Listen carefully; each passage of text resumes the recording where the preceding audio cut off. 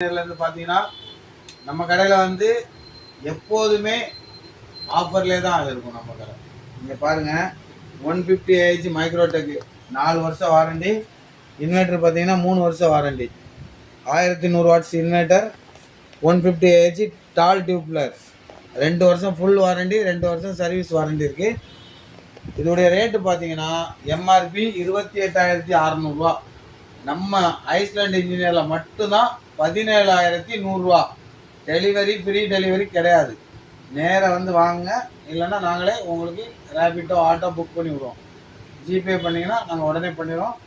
இதோடைய ரேட்டு பார்த்தீங்கன்னா எம்ஆர்பி 28,500.